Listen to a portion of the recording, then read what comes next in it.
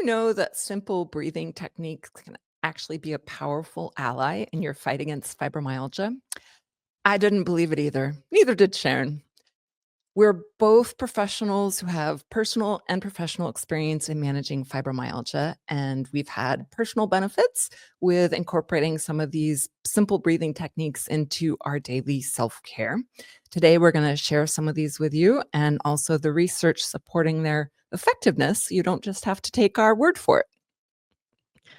Yeah, and like you said, Ginevra, when I heard about this for a very long time, for years at the beginning of my diagnoses with multiple chronic pain conditions, people would talk about breathing, and I'd be like, seriously? Like, I'm in so much pain, and you're giving me these medications, and that can't cut my pain, and you want me to breathe? Yeah, you're like, I need something way stronger than that. Exactly. And I couldn't believe it. And I'm like, I don't think so. But as the years went by, I was introduced to it time and time again. And sure enough, hey, if the military is studying it and using it with their soldiers, then I think there's probably something there, right? So I got more curious. Got a little more interested in it around the time that I was starting to practice yoga, really. That's when I noticed a bigger benefit. And I know, Ginevra, you're going to talk a little bit about that, the incorporating the movement into the breathing as well. But again, going back to the military, they've actually studied it and they can see that it lowers blood pressure. It provides, a shutdown to the fight or flight nervous system by doing the controlled breathing. And I'm going to lead us through a little exercise just to start us off. I've got 3 exercises, 3 different ones. And just hear us out if you're one of the people who are like, it doesn't work. Because there's a lot of different ways that you can incorporate breathing. And like so much of everything with fibro, what works for one person doesn't necessarily work for another. And one of these styles may resonate more or less with you. And so trying to give them a try, we'll see if, one of these does help. And bear in mind that that breathing is a little bit like the dreaded E word exercise, where if we've been doing the shallow breathing, which many of us do with fibromyalgia, where at times I swear I'm like catch myself and I'm wondering how I'm alive because I don't feel like I'm honestly I haven't breathing been at all. breathing. Yes, I know. My stomach has been clenched. My diaphragm has been clenched for 5 hours. Yeah. Yeah, and you're breathing from up here, right? Yeah. Like, you're just Yep. like just a very little bit, and we know that we need to be breathing from, down in the diaphragm. So, to get us started today, my favorite go-to hack, which I had on the last episode, and we'll drop that down in the show notes, is the vagus nerve breathing. I have found it's the quickest way to kind of reset, and it's super easy. So it's 2 quick breaths in that are more like sniffs.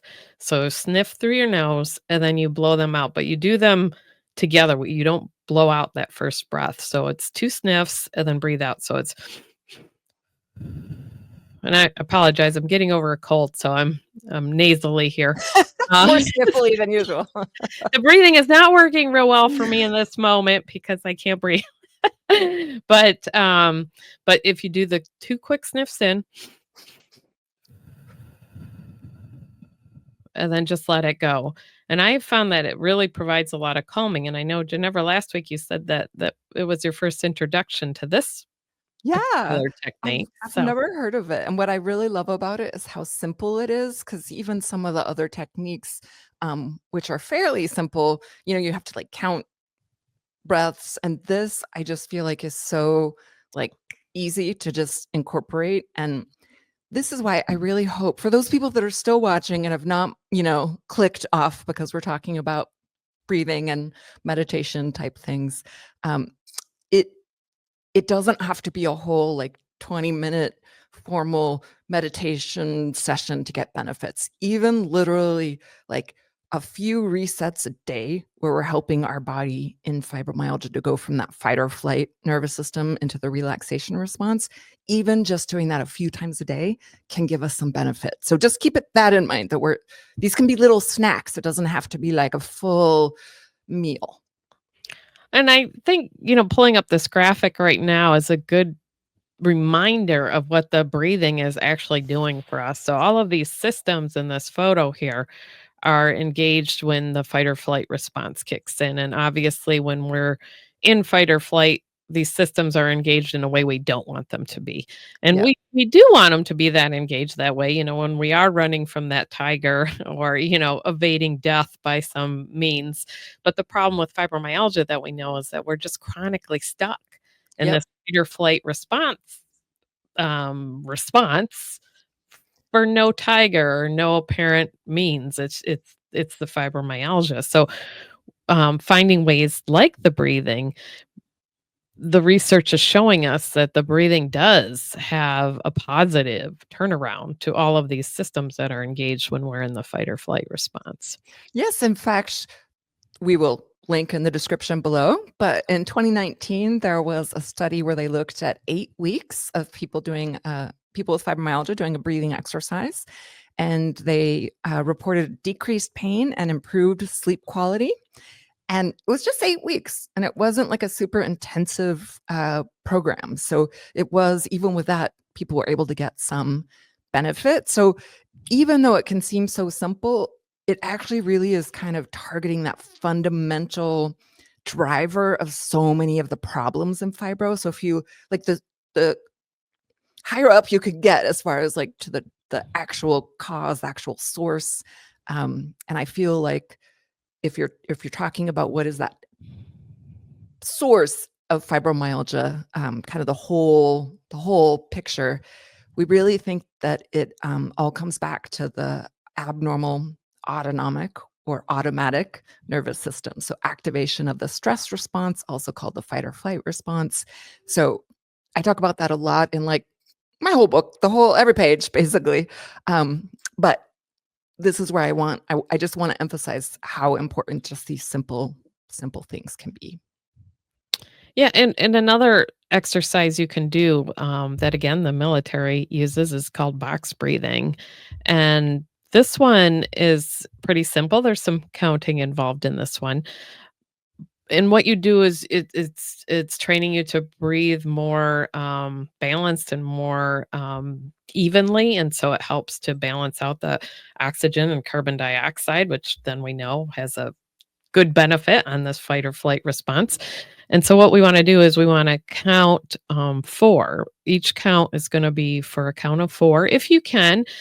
If you can't do that, because if you've seriously been shallow breathing for a very long time, breathing in for any length of time, you may find to be really challenging. So you may need to vary your numbers a little bit and work up to, hitting those numbers, so to speak.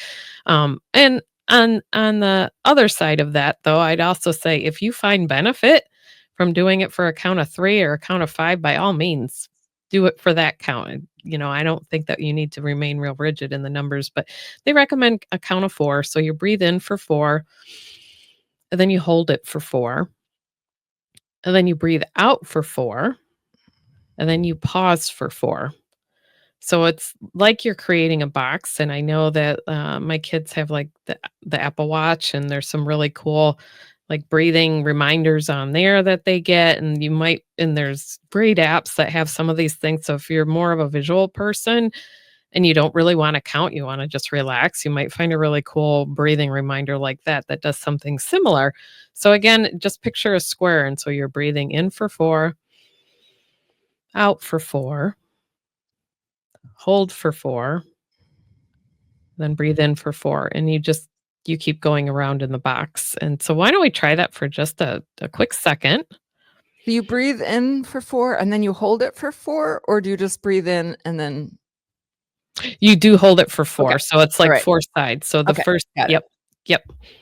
So breathe in, hold it, breathe out for 4, and then hold it, then breathe in for 4,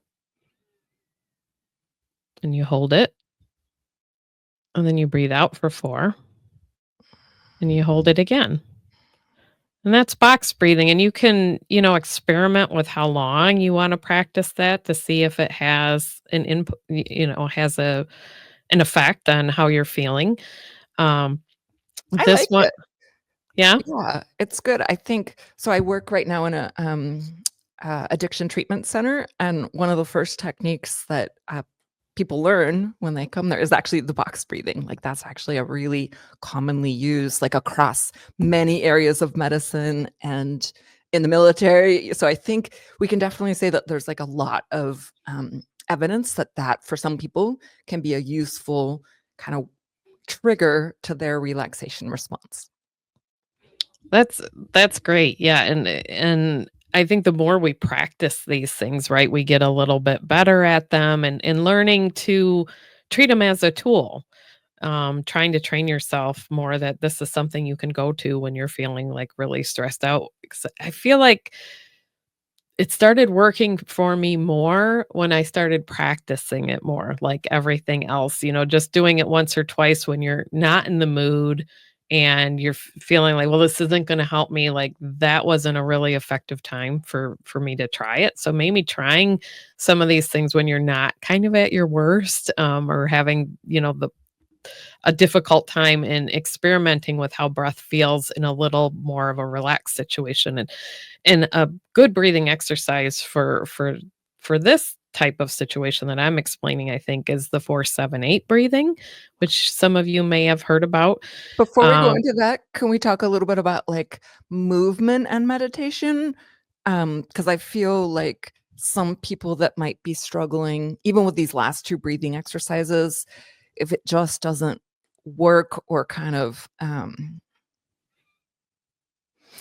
if it's not working for you, picture maybe pairing it with breath, and that's where I feel like certain, like, types of yoga or Tai Chi or Qigong, that really works for people. So sometimes people don't, at least in the beginning. I think for me, when I initially was trying to learn, like, kind of meditative breathing techniques, and they would tell you to, like, focus on your breath, I just sort of felt like I was gonna hyperventilate, and it made me more stressful, and it was once I kind of paired it with, like, slow movement with yoga, that I felt like my nervous system kind of got it, and I was like, "Oh, okay." So, that's also just my 2 cents that sometimes meditative movement is actually more useful for folks, and there's been a lot of studies looking at, like, Tai Chi and Qigong and certain types of yoga, and they all show benefit in fibromyalgia. In fact, in 2010, there was a study about Tai Chi and its benefits for fibromyalgia that was published in the New England Journal of Medicine. And sadly, this was the first time that anything about fibromyalgia had been published ever in the New England Journal of Medicine, which is like the biggest, most well-read journal in the world. So it took until 2010, and it took Tai Chi for us to get into the mainstream. Sorry. Now go, hit us with the other one. No, and that was actually a really good, piece to bring in here because all of today is really designed for people who maybe haven't heard about breathing, or if you have and you're like us in our early years where we're like, "Eh, it doesn't work." Like, we're hoping that this inspires you to play with it a little bit, and so in playing, we want it to be fun, right? So Yeah, finding a exactly. way where it's not work and it's not, like what you're saying, Ginevra, when you were trying it, it sounds like you would maybe get too focused in on how you are feeling and you'd made me feel your pain more, which then made the breathing not real helpful because you were tuning in more. And it sounds like for you, the movement got you to disassociate a little bit with the pain. Absolutely, absolutely, and I think the other thing is it was a different style of teaching breathing techniques, and it was much more of a meditative kind of sit and, like, observe your breathing, and that was kind of a style, sort of that mindfulness meditation style, which I will say just does not work for me. Like, when I try to observe my breath, I instantly then am conscious of my breath, and I feel like I'm controlling it, but it's not I'm not able to, like, detach and observe it, and then I get frustrated and annoyed at myself, and so I found that that whole pathway of observing my breath does not work for me. Some people do find that to be a helpful meditative technique that does activate their relaxation response, but for me, having these things that are like I'm focusing on, like, the counting or the I'm not observing my breath, I'm like modifying it. I guess that's kind of the difference for me. Okay. Yeah, no, that makes sense. And again, it's that playful piece, like what you found a strategy that works, like stick with that and don't force yourself into one of these other lanes once you find something that really works for you. So the 478 is used a lot for calming again, for going to sleep at night. I've heard one instructor say actually that he does not recommend doing the 478 breathing if you are super anxious, or kind of in a sort of a panicky state. Like he doesn't feel like that's a breathing exercise that can bring you out of it. So little, mixed message there as far as potentially do you use it for calming or not? But certainly I like to do the 478 before bed. And I'm going to link in the show notes. There's an insight timer, which I believe is still free. This particular one that I use, It's an it's app, right? it's a free app. You can pay and have like greater access and things, but I think the little one that I like listening to on the 478 right before bed, it's like 7 minutes long. I do it every night before bed, and it's like I now cannot go to sleep without doing it. Good to However, know. if I am in a very anxious state, I do find I have to do other things, like maybe play Wordle first or do some other things before I'm ready to do that. So perhaps this instructor was right that you can't just go right into 478 to switch gears when you want to calm down. Um, so with the 478 breathing, what you do is that you're breathing in for a count of 4, and then you're going to hold it for a count of 7, and then you breathe out for a count of 8. And I have found, because I've been practicing this for years now, that I'm actually able to breathe out for probably like close to like 16 or more. And I could not do that. I could barely do 8 when I started because again of that shallow breathing. So again, doing what's comfortable for you and starting wherever that number is. And you just keep experimenting, as you go throughout the cycle. So we're going to try it together. So we're going to breathe in for 4, hold it for 7, and then breathe out for 8. And then you repeat it. You breathe in for 4, hold it for 7, and release it for a count of 8. We're going to do one more. Breathe in for 4, hold it for 7, and breathe out for 8. It is kinda hard to breathe out for 8. I feel like I, sputter out around 6. I've never done this one. I should practice this. I'll try Check it and out the report back. the guided one in Insight Timer, lovely lady with a nice little sound in the background. It's my Yeah. meditative state. Yeah. And I have found my little trick. So when I actually ran a camp for kids with juvenile arthritis one year, and we made these little like sailboats that the kids then put in the river, and we sailed them. I can't remember exactly what we were doing. They had like little candles and they would sail out. And so in my brain, I see myself when I'm doing this breathing, if thoughts come in my mind and I want to stay focused on the breathing, I think about putting that little thought on a sailboat like that and watching it just disappear. Oh, And I so it's love like that.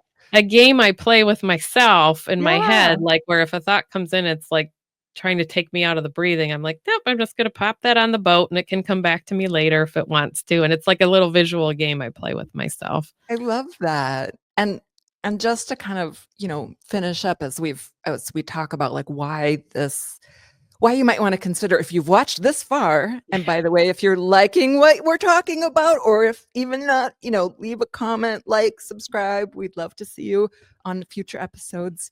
Um, uh, I think what we can say is in fibromyalgia, the fight or flight nervous system is activated and it's outside of our control. It is like part of our reptilian brain that is kind of a switch has been flipped, and we don't know what causes that, and we can't quite get it back to normal.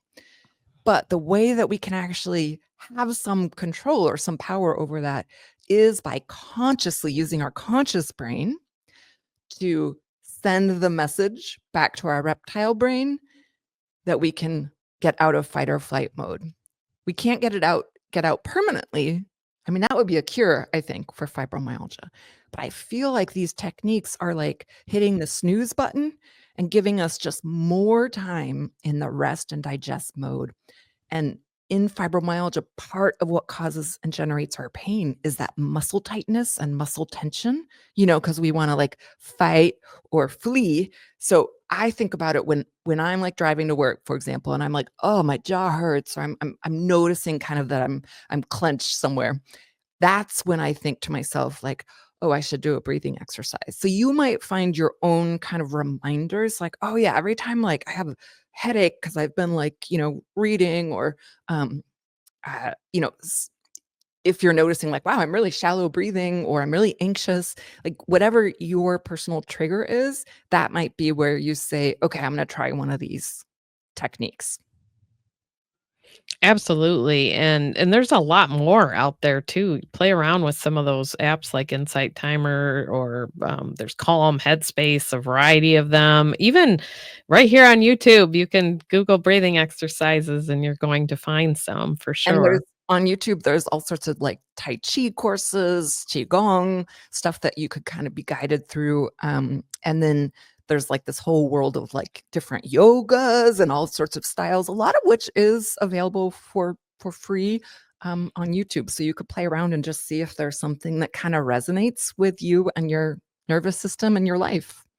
Yeah, and we've gotten, we try to get to everybody's comments, be patient. We over time get to quite a few of them. So, but we hear a lot of you who are saying that money is non-existent or pretty tight, and you're looking for some methods that don't cost money, and finding anything throughout the day that calms the central nervous system, which a lot of those things don't require money, like the breathing, or if you like to just sit outside for a few minutes or watch a show on YouTube or whatever, like whatever that is, employing more of that on a much more routine basis to try throughout the day to calm your body as much as you can. And it's a practice that you'll have to learn over time, and we know that everybody has busy lives and you're getting pulled way one way or another, but you can see how quick, for example, these breathing practices are. It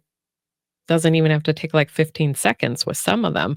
So just incorporating more of that into your day can help. And no, I'm not saying that the breathing or just doing these things is going to totally turn around the fibro, but it's a helpful tool to use throughout the day.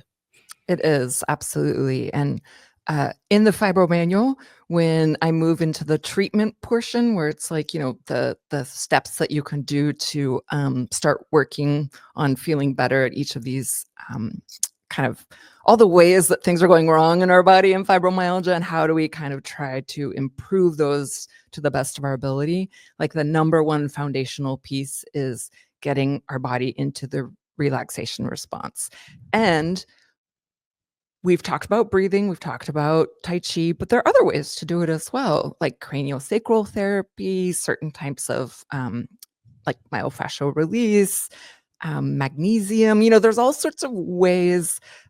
Some of the electrostim devices, the neuromodulation devices. There's a lot of ways to do it, and it's just I think Sharon and I are both examples of, how much that has played a role. I mean, it's not identical, the tools that we've used have been different, but for both of us, it's been a really foundational piece of how we care for ourselves with fibro. So I would say it's kinda like right there in self-care 101. Good point. And going back to the comments that we've gotten, I just wanted to shout out to Sandy CC22. She said, "I thought I was the only one calling it the princess and the pea syndrome. It's that ridiculous. So glad when I heard you use that understanding." So we're glad what we're sharing here is resonating with you guys. Saw a couple comments in there about the princess and the pea that we've used just a couple weeks ago. It was last week or the week before. So Yeah, and we'd on love the to hear your thinking. comments about this episode, and we hope that you will like and subscribe and join us next week. And until then, we're sending you some fibro love. Take care. Ooh, you made the hearts go. I did. Bonus.